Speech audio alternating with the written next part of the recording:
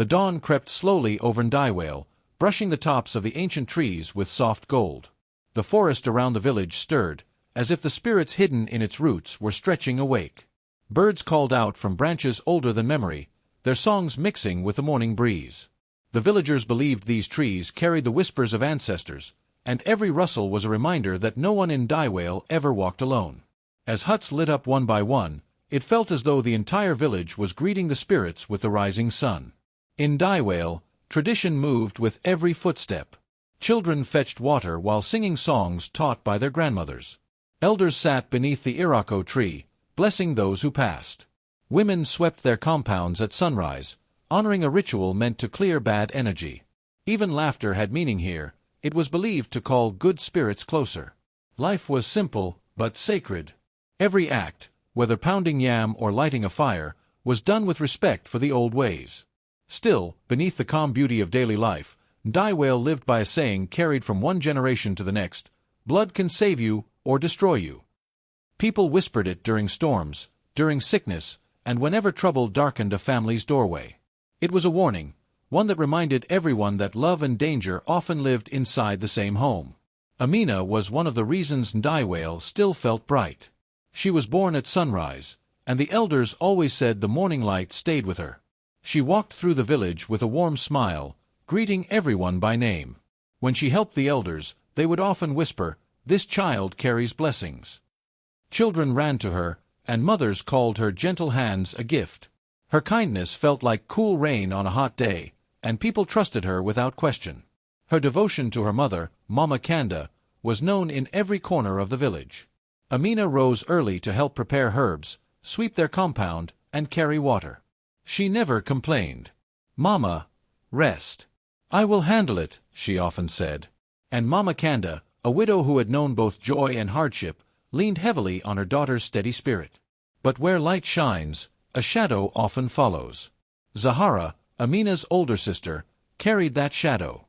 She had sharp eyes that watched everything, especially the praise Amina received. Jealousy grew inside her heart like a hidden snake. She wanted respect, power, admiration, things she believed were stolen from her the moment Amina was born. When Amina laughed, Zahara's jaw tightened.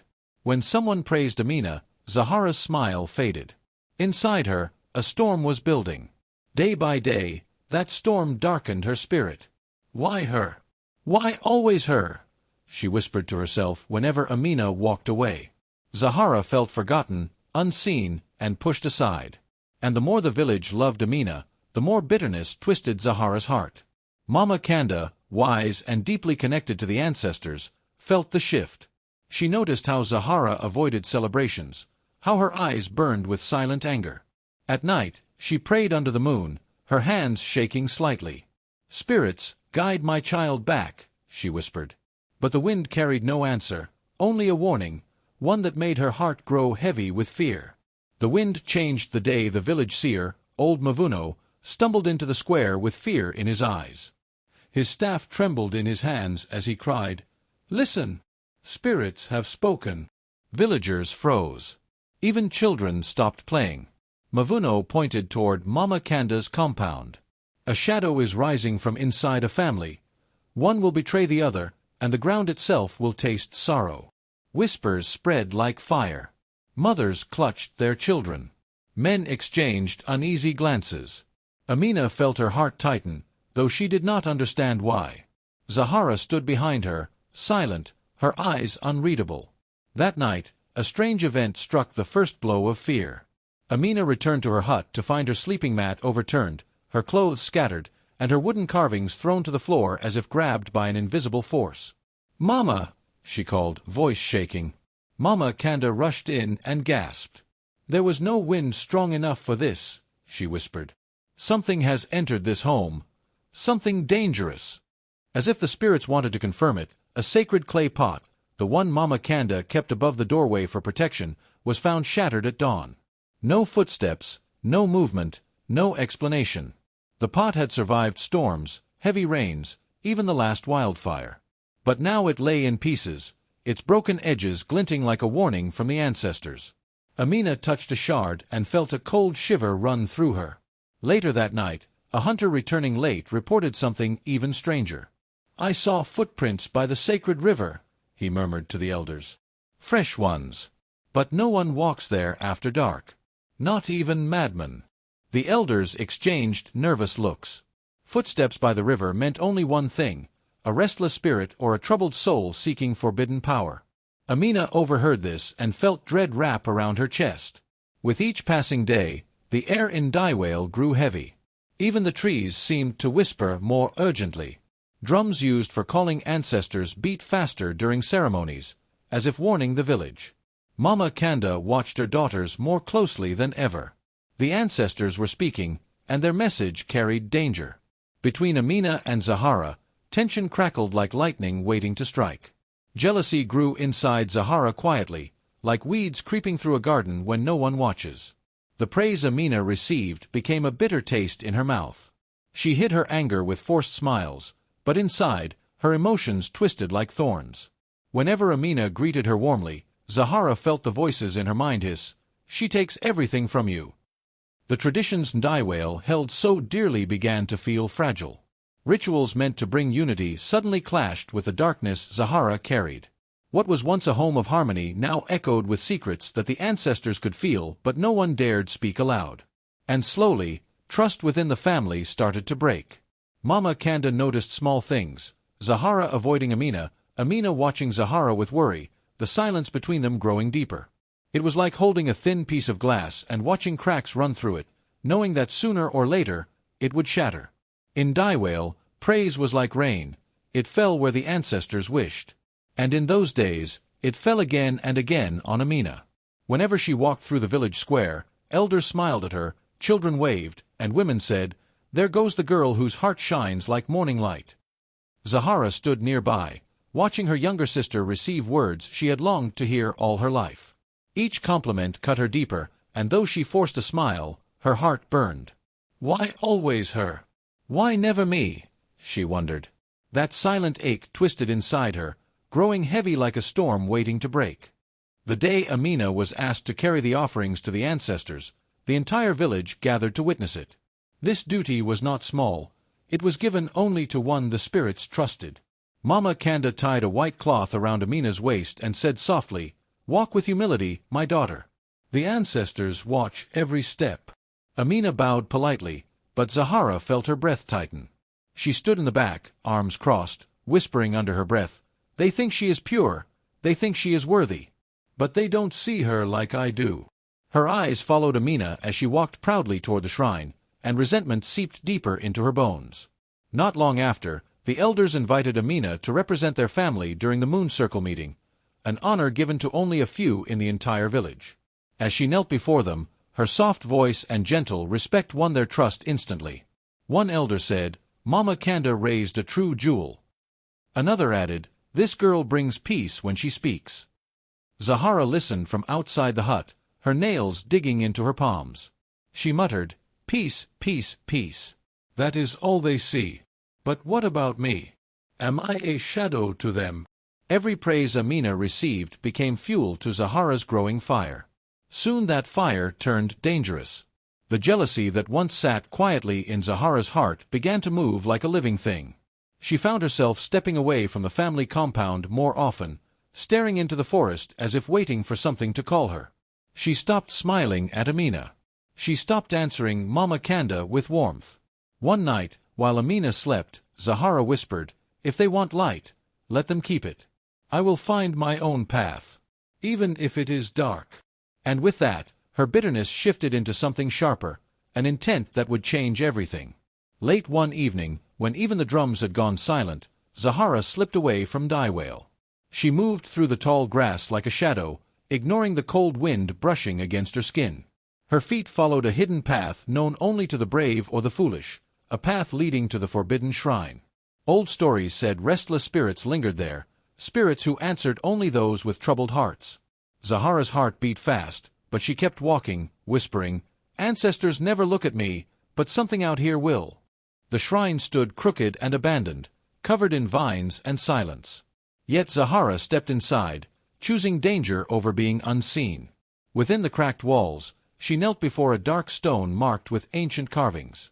"Give me strength," she demanded. "Give me power to rise. I don't care what it costs." Her voice echoed, trembling with old pain. She shut her eyes and let her resentment speak.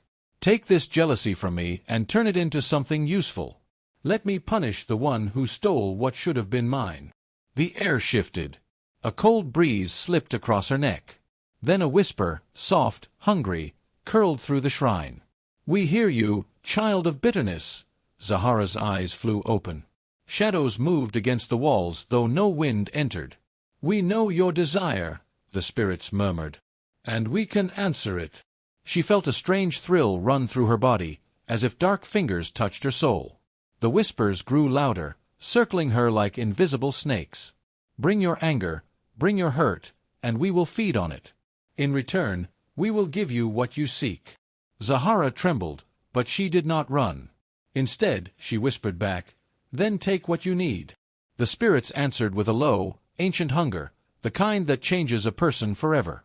Before the first rooster crowed, Amina stepped out of her hut and froze. A dark symbol, drawn in rough charcoal strokes, marked her door. It looked like an eye with jagged lines, a sign used long ago to warn someone that danger walked behind them. Her breath trembled. "Who would do this?" she whispered. Mama Kanda came quickly, her wrapper barely tied. She traced the symbol with shaking fingers. "This mark is not for play, my child.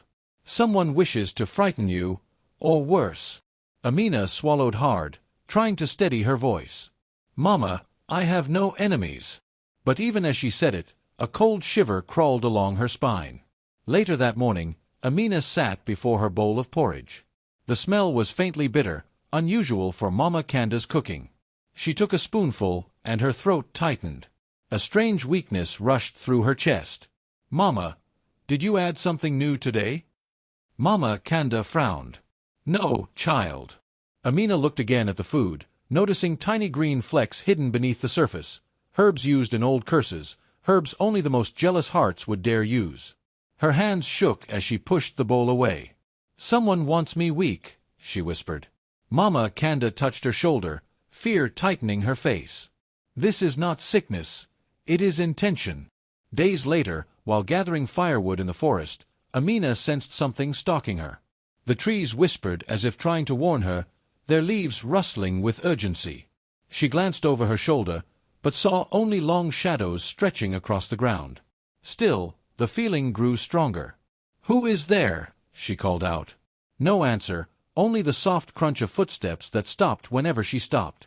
Her heart pounded. She clutched her basket and hurried back, but the shadow followed her until she reached the edge of the village. Only then did the presence fade, leaving her trembling. It wasn't long before the village whispers began. Women at the well lowered their voices as Amina walked by. "They say someone close to her wants her gone," one murmured. "Maybe inside her own home," another added.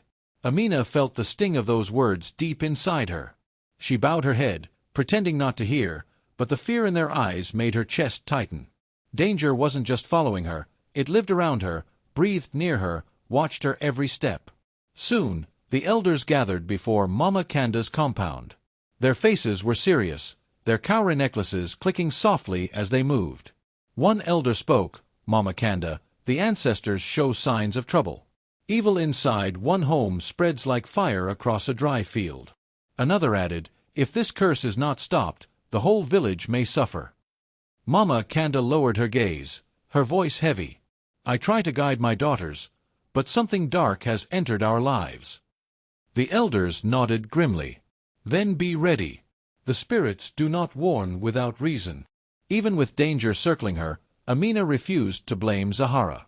Whenever villagers hinted, "Check your own blood," she shook her head. "Zahara is my sister," she said gently.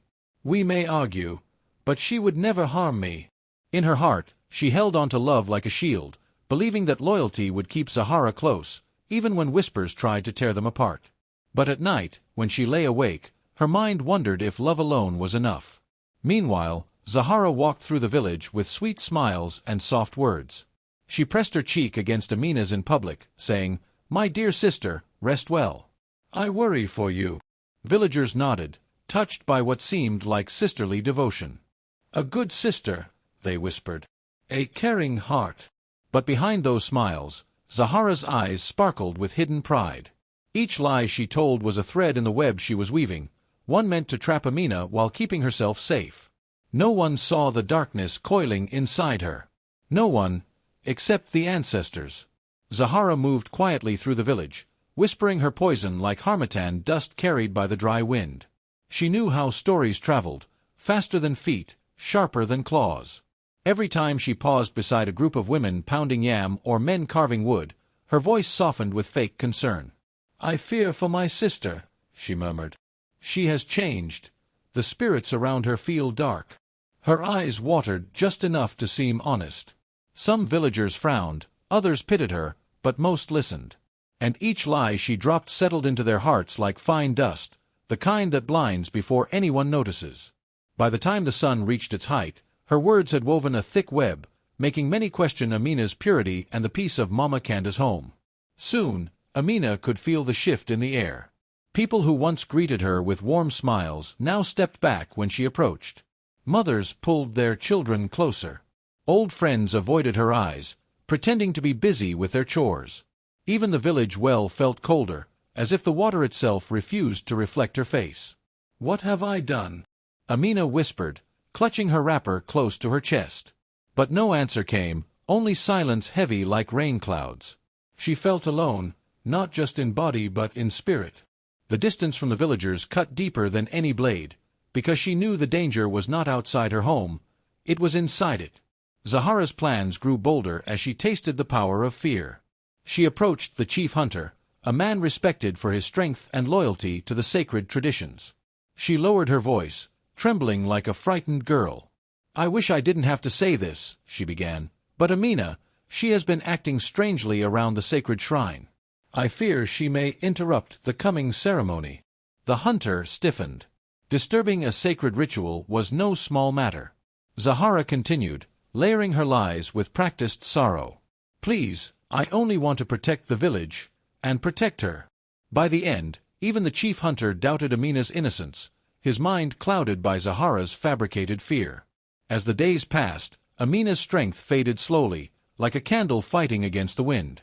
Her body carried the burden of hidden attacks, strange herbs in her food, dark symbols on her door, and whispers following her wherever she went. Her steps grew heavy, her breaths uneven. Every morning she woke feeling weaker than the night before. She tried to stay strong, reminding herself of her mother's teachings, but the weight around her felt too great. Her spirit wavered, not knowing which danger to fear most, the unseen shadow outside or the betrayer living under her roof. Mama Kanda, exhausted from watching her daughters drift in different directions, began hearing strange calls in her dreams. The voices of her ancestors rose like distant drums, echoing through her sleep. "Look deeper, danger sits where love once rested," but the message was clouded, like mist over the river at dawn. She woke each night with sweat on her brow, clutching her chest, begging the spirits for clarity. The house felt colder, and even the familiar creaks of the wooden floor seemed to hold warnings. Mama Kanda knew something was wrong, but the truth remained hidden behind a veil she could not lift. Darkness settled over the family like a heavy cloud, thick and suffocating. The chickens grew restless at night, the dogs barked at empty corners, and a strange stillness wrapped itself around the compound.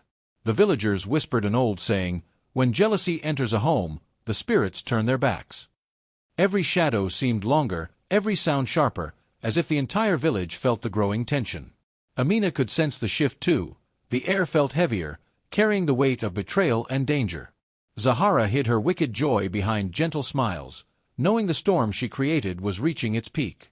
As the night of the ancestral festival arrived, Daiwale glowed with flickering fires that lined the central square. Families dressed in bright wrappers, beads, and cowrie shells moved together, calling on the spirits for protection and truth. The drums beat steadily, echoing ancient rhythms that tied the living to those long gone. Elders poured palm wine onto the earth, whispering blessings.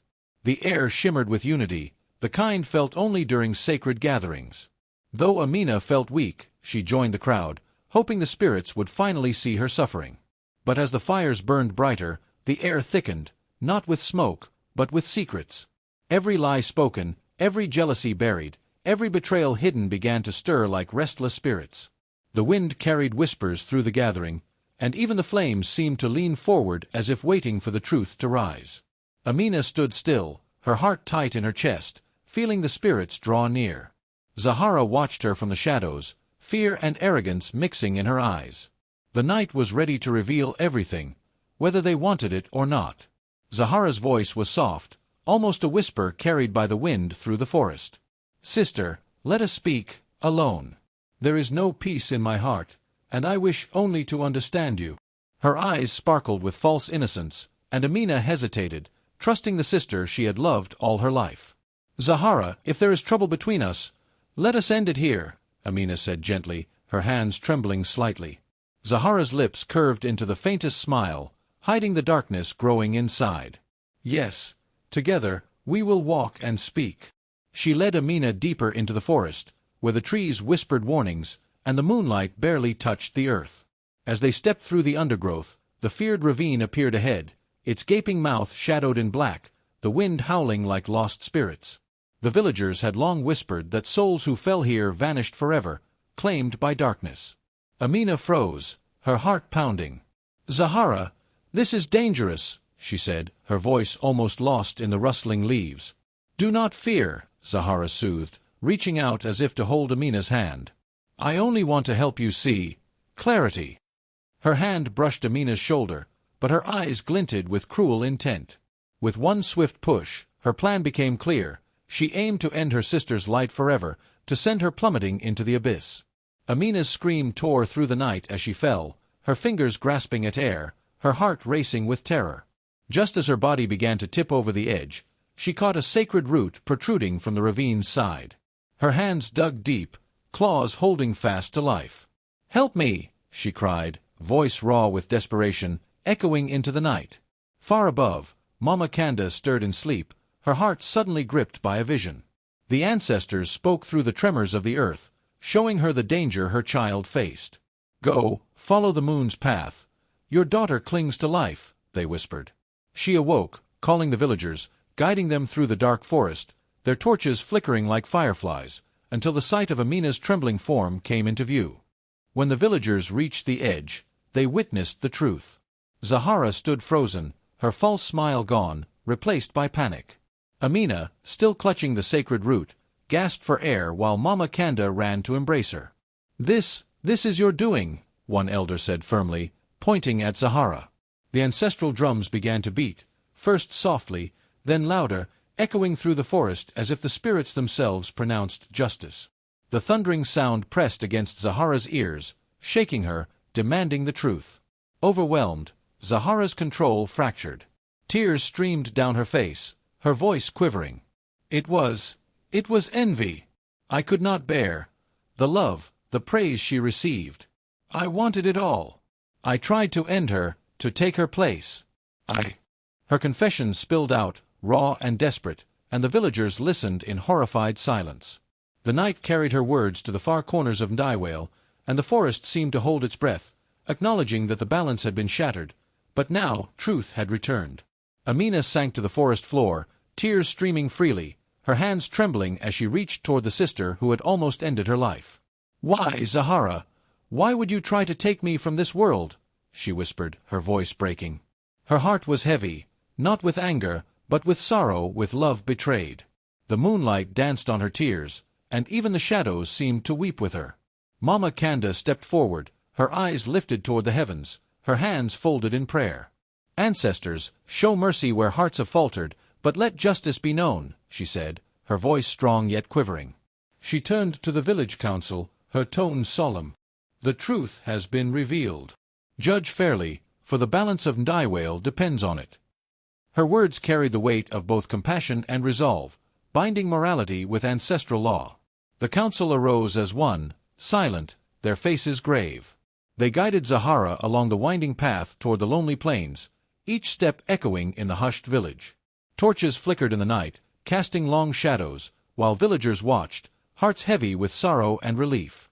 The silence was profound, as if even the wind dared not speak while the punishment unfolded. Zahara's feet faltered on the barren earth, the dust rising around her as the weight of betrayal pressed upon her. She glanced back at Amina and Mama Kanda, but the love she had destroyed now seemed a distant memory. The council stopped at the edge of the plains, and she was told, "From this place, the circle of family and ancestral protection no longer holds you. You must walk alone, and your heart must reckon with what it has done." A cold wind swept across the plains, wrapping Zahara in its emptiness. The voices of the ancestors whispered through the grass, distant and unforgiving. She shivered, knowing the isolation mirrored the spiritual void her jealousy had created. No laughter, no comfort, no home, only the wind, her companion, and the stark lesson of her choices. Back in the village, the elders prepared for Amina's restoration. They brought herbs, sacred water, and began chanting in rhythms older than memory, invoking protection and renewal. Flames from small fires cast golden light on her pale face as the aroma of healing plants filled the air. "Rise, child of light," an elder intoned, "for the spirits see your purity and grant you life again." Each chant, each drop of water, breathed new energy into Amina's body, her spirit knitting itself back together like a tapestry renewed. Slowly, her eyes brightened, her limbs grew strong, and her breath came easier. The village watched, awestruck, as her strength returned like a seed sprouting after the nourishing rains. She stood, her face serene yet fierce with the knowledge that life had not been taken from her, and that the forces of truth and justice had prevailed. The forest seemed to exhale, and the gentle wind whispered blessings over the child of Ndaiwale, now reborn in spirit and heart. The village gathered beneath the towering ancestral tree, its gnarled branches stretching toward the heavens as if to touch the voices of the spirits themselves. Mothers held their children close, elders leaned on staffs carved with decades of memory, and the youth sat with eyes wide, sensing the weight of the moment. Mama Kanda stood at the center, her silver hair catching the morning sun, her voice steady yet filled with the power of ages. "Listen well, children of Ndaiwale," she began, her tone carrying through the hush of the village. A spark of jealousy may seem small, like a single ember hiding in the brush, but left unchecked, it will burn everything. Your homes, your hearts, your souls. Beware the shadows in familiar faces, for envy is a fire that grows in silence. Her words fell like heavy rain on thirsty land, soaking into the hearts of those who heard, leaving no one untouched. She paused, letting her gaze sweep over the assembly. "Family is sacred," she continued, "but blind trust can break you. Love must walk with wisdom, for even the hands that rock you to sleep may one day strike you down. Darkness grows when ignored, even in a sister's heart, and jealousy does not spare the innocent or the guilty. Only when the truth is faced without fear can redemption begin, and the spirits will guide those willing to learn." Later, Amina walked the long path toward the lonely plains, carrying a clay pot of water and a bundle of food. Each step was deliberate, each breath a prayer for her sister. She approached Zahara cautiously, her eyes gentle but unyielding. Placing the offerings before her, she spoke softly, "Take this. I offer you life, not anger. Let it be the beginning of your return to the light." Zahara's hands trembled as she reached for the pot, her chest rising and falling with unspoken turmoil. For the first time, silence replaced envy, and the first sparks of remorse flickered in her eyes. She accepted the gift, not with words, but with the quiet understanding of a heart beginning to reckon with its darkness. Amina stepped back, the wind brushing her face as she turned away from the plains. Her steps were light, her spirit unburdened. She carried hope, not hatred, in her chest, her forgiveness a shield stronger than any weapon. The sun rose higher, casting warmth over the village of Ndaiwale, illuminating the path of reconciliation that begins when hearts choose mercy over vengeance. And Mama Kanda's voice, remembered in the rustling leaves, reached all who would listen. "If you have sisters, or love someone deeply, protect them, but guard your own heart. Jealousy often hides behind familiar faces, and understanding this may one day save your life." The village exhaled, a collective breath of relief and learning, the ancestral tree standing witness to the cycle of darkness, truth, and ultimately, forgiveness.